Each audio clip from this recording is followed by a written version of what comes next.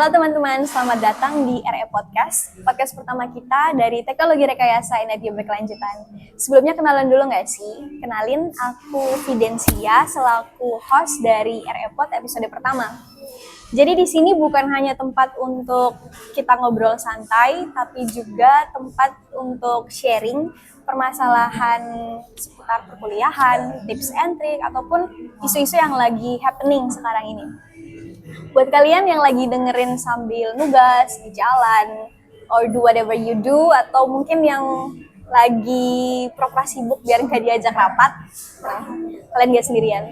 Anyway, hari ini kita bakal bahas topik yang super deket sama dunia mahasiswa, khususnya buat kalian yang aktif berorganisasi nih. Hari ini kita bakal bahas kehidupan di balik seorang ketua himpunan. Hari ini kita udah kedatangan narasumber spesial, yaitu Ketua Himpunan Teknologi Rekayasa Energi Berkelanjutan, Kabinet Pijar Surya. Oke, langsung aja kita sapa dan ajak kenalan orang yang bersangkutan ya. Halo. Halo. Sebelum kita masuk ke obrolan yang lebih dalam nih, boleh dong kenalin diri dulu ke teman-teman yang lagi dengerin? Boleh. Oke, kenalin aku Jaman Surya Dinata, selaku Ketua Himpunan dari Prodi Teknologi Rekayasa Energi Berkelanjutan, Kabinet Pijar Surya 2026-2027. Nah, menarik banget nih sebagai Ketua Himpunan, pasti kan banyak problem, banyak peran yang kamu hadapi ya, sekarang ini ya. Berarti dari awal ini udah ada ketertarikan ya dalam join berorganisasi? Apa cuman awalnya coba-coba aja terus keterusan? Awalnya sih bukan coba-coba, tapi aku memang ada ketertarikan dan mempunyai visi, yaitu apa ya? Aku ingin mengembangkan prodiku, ingin mengembangkan himpunanku, rumahku, keluargaku yang ada di kampus. Jadi bagaimana cara itu bisa terrealisasi dengan cara kita punya power kan. Nah, maka dari itu aku bagaimana cara biar bisa merealisasikan hal tersebut, yaitu melalui menjadi ketua himpunan. Yang dimana ketua himpunan kan final boss-nya, maksudnya itu powernya kuat banget kalau misal mau berubah-ubah atau mempunyai inovasi yang baru gitu. Jadi itu menjadi sebuah pemicu buat aku maju terus gitu. Kalau boleh jujur nih, waktu pertama kali kepikiran buat ngejabat sebagai ketua, itu lebih ke ambisi, tanggung jawab, atau ya udah aja cobain aja? Kalau ambisi atau tanggung jawab, lebih ke amanah. Kalau poin yang pertama ambisi itu, kalau terlalu ambisi itu bukan hal yang baik, tapi tergantung cara kita bagaimana caranya kita mengarahkan ambisi tersebut. Jadi kalau misal kita ambisi tapi terlalu menggebu-gebu juga nggak baik. Kita nggak bisa melihat menoleh kanan kiri. Yang dimaksud itu dia itu jadi kayak acuh tak acuh. Ya dia harus mengejar ambisinya, pandangan dia ke depan terus tanpa memperdulikan sekitarnya. Dan tanggung jawab itu memang sebuah tanggung jawab menjadi sebuah ketua himpunan, apalagi di kampus yang sudah terbilang sudah besar lah, kampus yang besar itu memang tanggung jawab yang sangat besar juga, karena banyak amanah-amanah dari teman-teman, entah dosen atau teknik yang lainnya gitu. Jadi tanggung jawab ini harus dipegang benar-benar, harus dipegang secara teguh, karena amanah ini harus benar-benar dijalankan. Nah, sekarang kita masuk ke kehidupan sehari-hari ya. Banyak nih yang penasaran, sebenarnya jadi ketua himpunan tuh ngapain aja sih? Kalau penasaran, jangan lupa kalian daftarin diri kalian menjadi Kahima atau Cak Kahima di pemilihan nanti. Jangan sampai tidak ada kandidat dari angkatan 25, minimal berapa nih? Minimal 4, biar seru. Okay? Ditunggu ya. Oke, kalau boleh digambarkan nih, sehari dalam hidup seorang ketua himpunan tuh kayak gimana sih? Sehari dalam kehidupan seorang Kahima, ya gimana ya? Kalau dari aku sendiri sih, ya umumnya mahasiswa biasa, seperti biasa. Cuman memiliki tanggung jawab yang lebih ataupun punya tanggung jawab yang berbeda dengan mahasiswa yang lain. Ya seperti umumnya mahasiswa aja. Oke. Nah, ini tuh ada kabar yang sering terdengar ya, mungkin dipercaya juga sama anak-anak yang nggak ikut organisasi. Apa benar lebih banyak rapat daripada kuliah, atau itu cuma mitos dari mahasiswa doang? Kalau hal itu dari aku staf ahli ya awal. Mungkin itu lebih tergantung sih. Tergantung itu bukan mitos atau fakta tapi tergantung dari bagaimana cara mereka menjalannya. Kalau misal nih si anak A megang sebuah proker, kalau dia menyiapkannya itu secara mepet-mepet atau secara benar-benar bikin dirinya hektik sendiri, itu aslinya kembali pada dirinya sendiri. Jadi banyak rapat atau sehektiknya gimana pun organisasi itu kembali pada diri sendiri. Jadi bagaimanapun dan apapun setiap anak organisasi itu harus pandai mengatur waktunya, memanage waktu, sudah mempunyai plan ke depannya bagaimana gitu. Jadi jawabannya mitos. Nah, dari jawaban kamu sebelumnya ya, menurut kamu tuh idealnya dalam mempersiapkan sebuah proker tuh kayak gimana sih? Ideal untuk mempersiapkan sebuah broker sebagai saya, kalau misalnya saya yang memegang broker itu studi case-nya ya.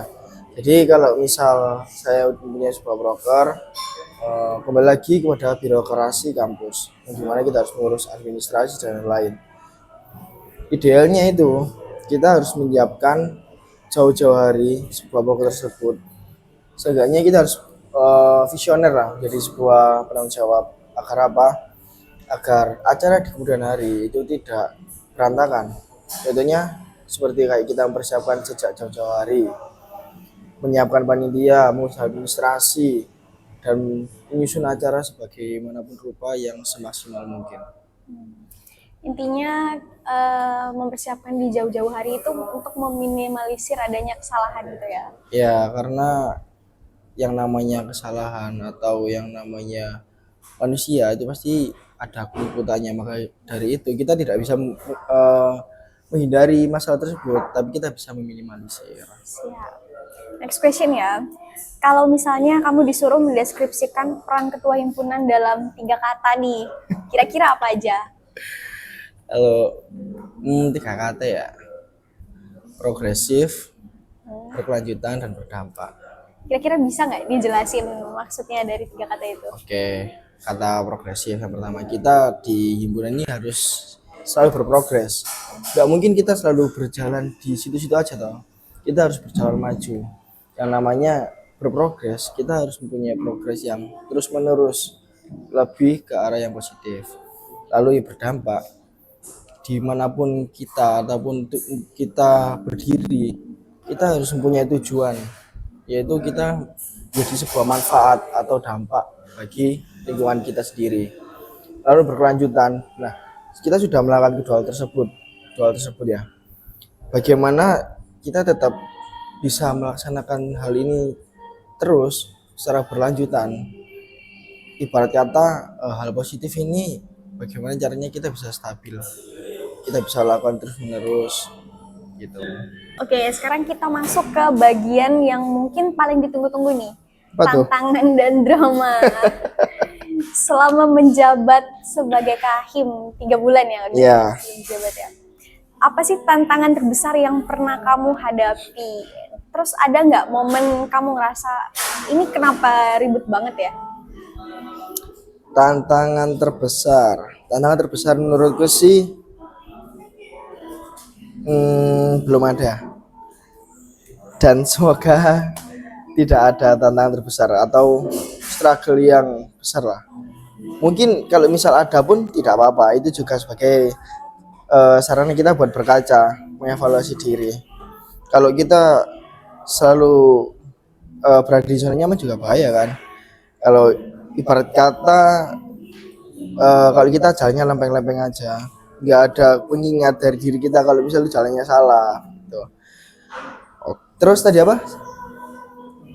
pernah nggak sih ada momen dimana kamu ngerasa ini kok jadi ribet banget? Pasti ada. Itu pasti ada. Kalau menurutku sih itu lebih kayak eh lingkaran setan sih ya.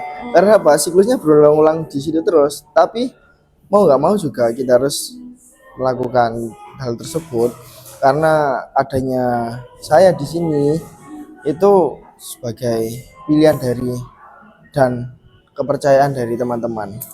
Jadi sebaik mungkin, sebagaimanapun mungkin, saya harus bertanggung jawab atas amanat ini gitu. Jadi ya apa ya, bukan mau nggak mau, memang ini tanggung jawab saya.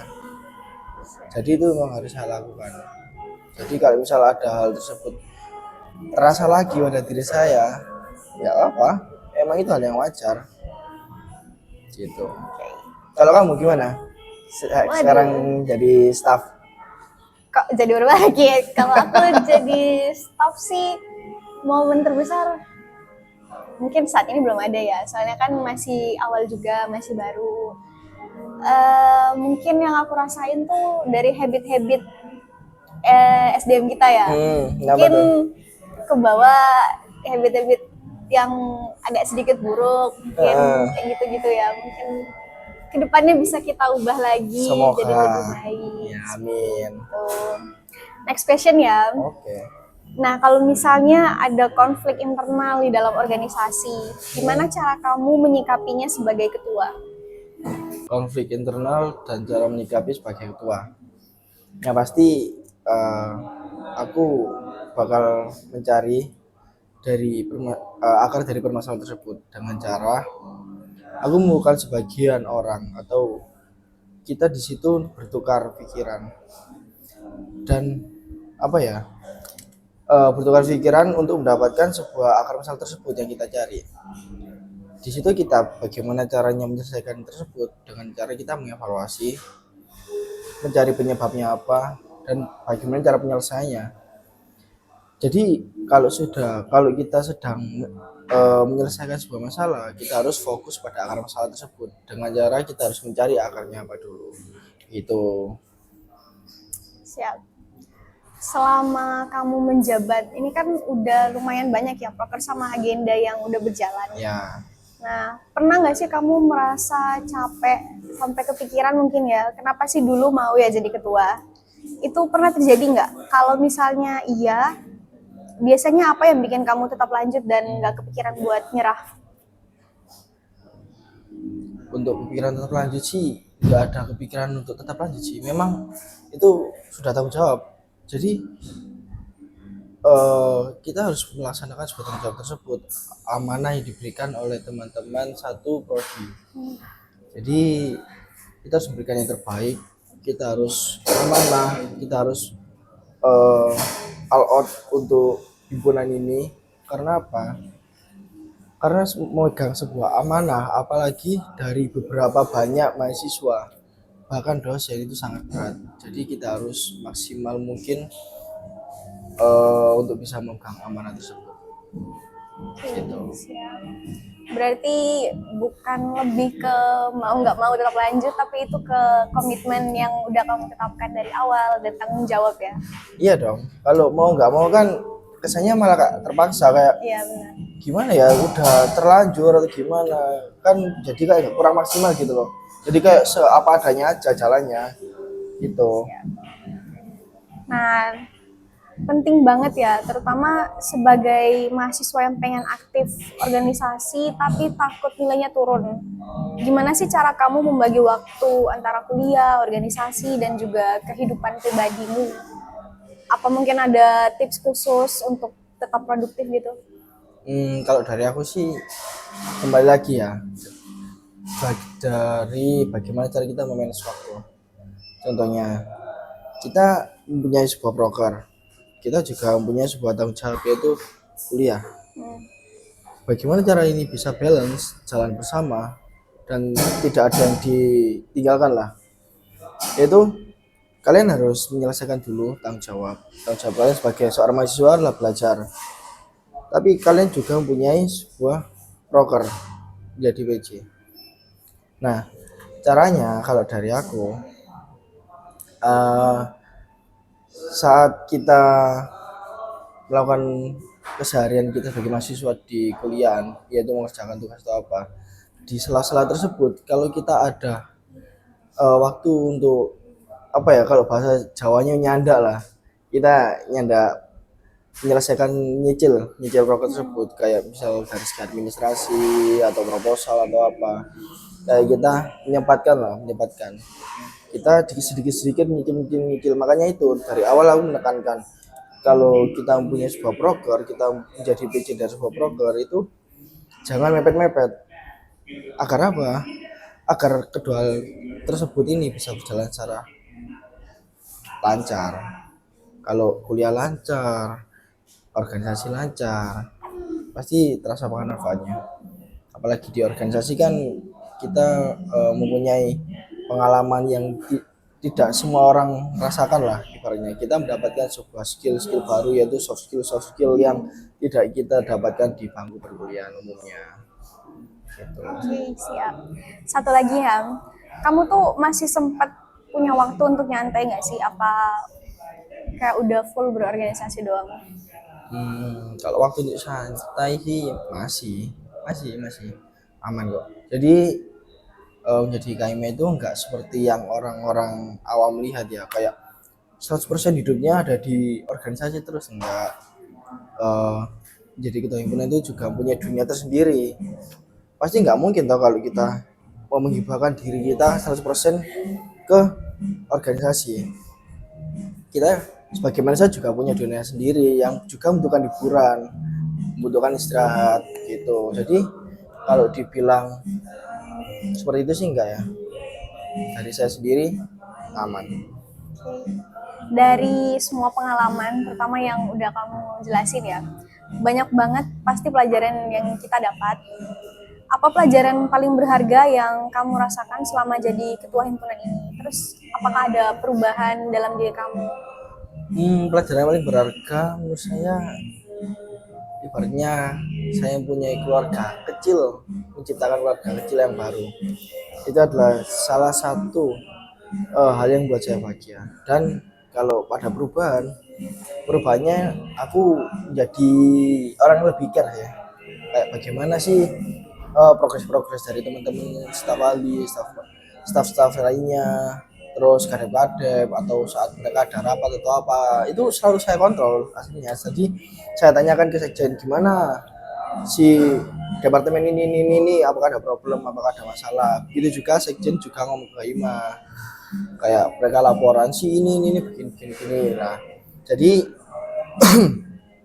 itu menjadi kayak sebuah poin dari apa ya, orang saya kan juga orangnya suka itu sih, kayak apa ya, grape ala ibaratnya. Grape itu apa sih bahasa Indonesia itu? Kamu nggak tahu? Ya intinya itulah. Nah, apa ya, makanya aku ada yang namanya Jaras itu saya buatkan seperti Ormas Kaim itu, karena memang saya orang yang suka bersosialisasi, jadi kayak hal tersebut itu malah menjadi energi baru bagi diri saya gitu. Siap. Menurut kamu nih, apakah organisasi itu benar-benar penting untuk perkembangan mahasiswa? Kalau dari menurut saya pribadi penting sih, penting. Tapi tidak membenarkan juga kalau mahasiswa harus berorganisasi. Tapi kalau stigma-stigma itu muncul, itu juga berbahaya. Berbahayanya apa? Jika di kepengurusan selanjutnya ini tidak ada penerus dari tongkat estafet tersebut. Jadi kalian atau mahasiswa yang ingin berorganisasi silahkan. Tergantung kalian ini bisa merasakan manfaatnya. Jadi kalau sudah mengikuti suatu hal itu dimaksimalkan, jangan setengah-setengah. Saya lah, pasti kalian merasakan manfaatnya. Karena di organisasi sendiri itu pasti bakal mempunyai pelajaran soft skill yang baru, seperti kayak time management, lalu public speaking, terus cara kita bekerja sama dengan orang banyak, cara kita menyelesaikan masalah dengan cepat gitu sosialnya. Jadi gak ada ruginya sih. Tapi aku masih keingat pertanyaan sebelumnya yang kamu menjawab keluarga kecil. Berarti secara nggak langsung kita di Himara itu udah mengimplementasikan 3 pedoman RE ya, kekeluargaan. Sudah. Jadi kalau di kabinet saya ini yang saya bawakan itu nilai integritas dan loyalitas. Loyalitas itu saya ibaratkan sebagai keluargaan. Yang kita bagaimana kita memberikan semuanya atau all out untuk himpunan ini agar lebih baik. Kan juga di himpunan adanya himpunan ini itu kan dari prodi, dari mahasiswa prodi RE untuk mahasiswa prodi RE kan gitu. Jadi saya rasa kalian ada di organisasi itu sudah termasuk dari 3 pedoman RE. Siap. Seru banget ya obrolannya, nggak kerasa kita udah di akhir dari podcast kita hari ini. Banyak banget insight yang bisa kita ambil, terutama dari POV Mas Kahim sendiri. Rasanya masih pengen ngobrolin banyak hal gitu ya, masih banyak yang ingin ditanyakan. Apa mungkin kita lanjut part 2 Boleh, nanti? boleh. Sebelum kita tutup, aku mau Ketua Himpunan ngasih satu pesan nih untuk teman-teman yang lagi dengerin, terutama yang masih ragu untuk ikut organisasi atau bahkan ingin jadi ketua himpunan. Oke. Jangan pernah ragu untuk menjadi pilihan kalian sendiri. Maksimalin apa yang sudah kalian pilih. Ibarat kata dari orang Jawa nih ya, kalau sudah nyemplung sekalian sampai tulus. Nah, gimana artinya itu kalau kalian sudah mendalami sebuah hal, jangan pernah setengah-setengah.